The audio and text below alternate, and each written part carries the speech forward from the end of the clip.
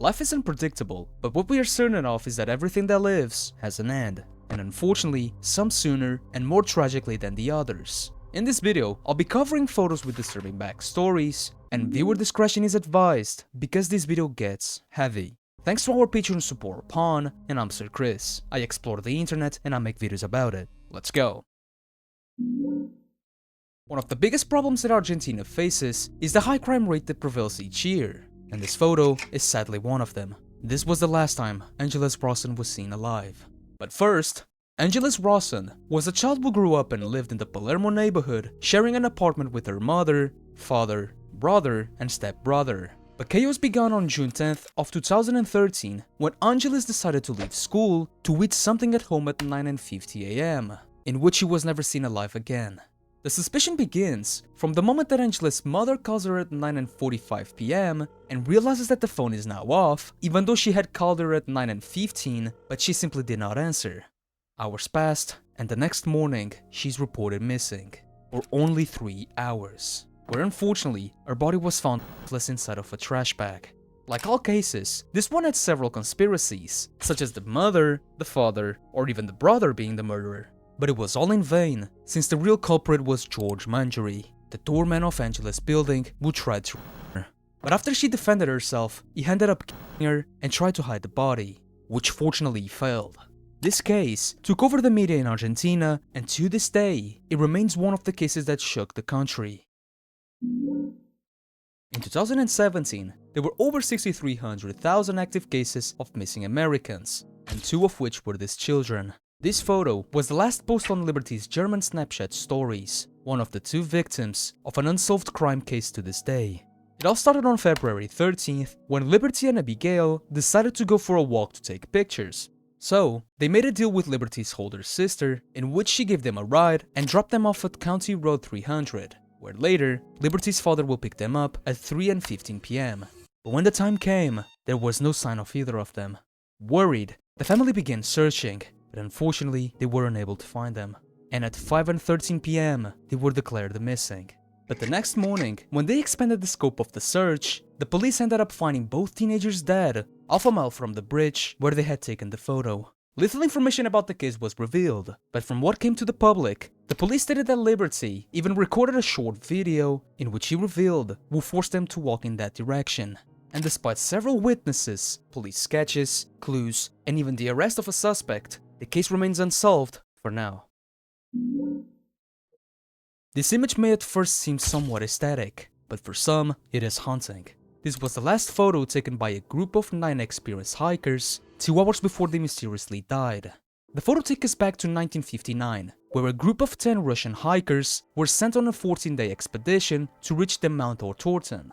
At the time, the route was considered Category 3, which was one of the highest and the most dangerous in the Soviet Union. But no matter how difficult it was, it didn't stop them. On this serious expedition, they came prepared with various equipment, cameras, a diary, and etc.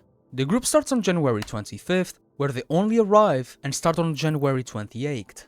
Unfortunately, on that day, one of the members, Yuri Yudin, ends up feeling unbearable pain in his joints and is unable to continue. With that, Igor, the expedition leader, tells Yuri to inform the others that they will take longer than expected due to unpredictable weather, but when they reach the mountain, they will send a telegraph. So, Yuri says goodbye to everyone for the last time and leaves the group. This all leads us to February 1st of 1959, where they ended up walking less than they expected, and at 5 PM, the group starts to set camp for the night, as we can see in the last photo. And what really happened that night remains a mystery to this day. The 9 died tragically and mysteriously. As several days passed and they had not received any message, the rescue operations began. And on February 26th, one of the rescue groups found their destroyed tent, in which on further analysis, it was found to have been torn open from the inside, as if something had happened, and in an emergency, they sliced open the tent and fled. The theory becomes even stronger when the team discovers the bodies and sees that most of the group had fled with little clothing and even barefoot. And in the autopsies, everything becomes more macabre. The autopsies declare that the injuries caused to 3 of the 9 hikers could not have been caused by humans, but rather by an overwhelming force, which of course caused a lot of conspiracies to emerge, and is a topic that deserves its own video. The saddest thing is that Yuri, the survivor who had left, ended up living the rest of his years with the guilt of having left them. Or as he himself said, "I should have been with you." Which is so heartbreaking, dude. Music accompanies us everywhere, and through it, there are several artists who changed our lives, even though they are no longer here. Isaac Freeman was one of them, and this photo was taken moments before the accident. Isaac Freeman, better known as Fatman Scoop, was an American rapper known for his single, Be Faithful, from 1999. This later led him to collaborate with other artists on several songs such as Lose Control, When I Grew Up, and the latest of them all, Level Up, in 2024. But in August of 2024, during a free concert where Scoop was included, Ben in the audience ends up recording a video in which we can hear the artist telling the audience to make some noise, until when he gets behind the DJ, he says the last two sentences and then falls to the floor. The initial reaction of the participants on the stage was confusion, since even after the fall, he seemed to be conscious. But that same night, he was taken to the hospital, and he unfortunately died in the next morning, as we can see from the message from his manager. Unfortunately, August of this year will be remembered for the negative things: floods, riots, and even plane crashes. This was the last moment of Aereas Flight 2283 before it hit the ground. On August 9th of 2024, more specifically at 11:56 AM, Aereas leaves Cascavel on a flight towards Vinhedo in São Paulo. The plane was almost full, with 58 passengers and 4 crew members. Everything was going well, until upon approaching its destination, the plane lost control and began to spiral downward for 1 minute before crashing in the middle of a neighborhood in Capella. No one survived the collision. During the investigation, it was discovered that what may have caused the incident was the formation of ice on one of the plane's critical components, so much so that the accident was compared to the one of American Eagle Flight 4184 in 1994. And on the part of the passengers, there was also a screenshot of messages at the beginning of the flight that even spoke about the poor conditions on the plane. Cameras are used to record important moments in our lives, or to keep gruesome secrets. This was one of the last photos on Travis's camera roll, taken by his ex-girlfriend. But first, we need to know more about them. Travis Alexander was born on July 28th of 1977 in California, where he lived with both of his parents. As he grew up, eventually Travis became a salesman and a motivational speaker for PPL, where at one of his conferences, Jody and Aereas, his future murderer, met him and converted to the Church of Jesus Christ of Latter-day Saints, of which Travis was also a member.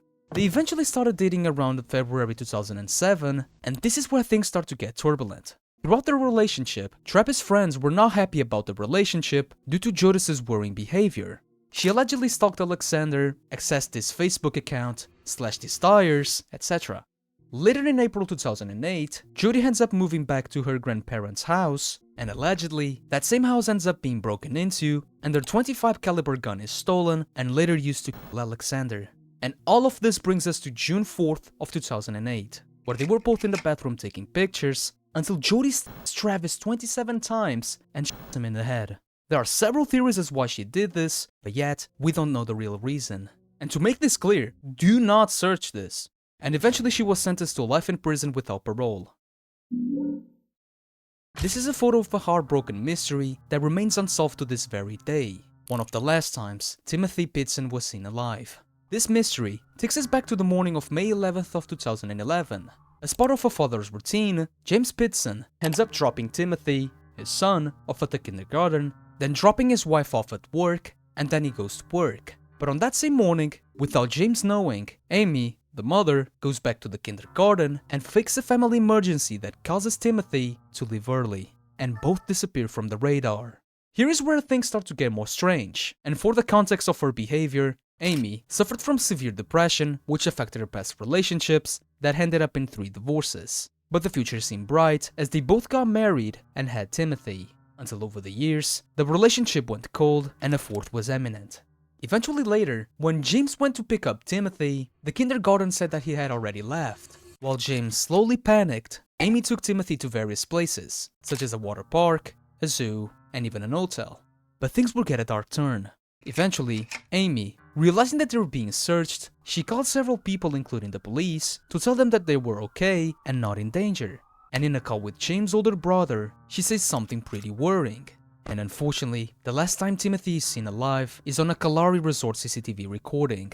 And eventually, Amy does something to Timothy as she's seen in another CCTV recording alone.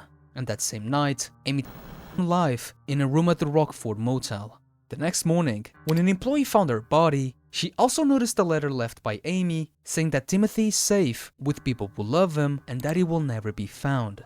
And sadly to this day, he remains missing. And despite the fake hoax of his reappearance in 2019, James, to this day, is still holding up hope that one day he will be reunited with his son again. And I also hope for that. And since you watched this video to the very end, what about more disturbing real-life tragedies? If you liked this video, you already know what to do. And take care, my friend.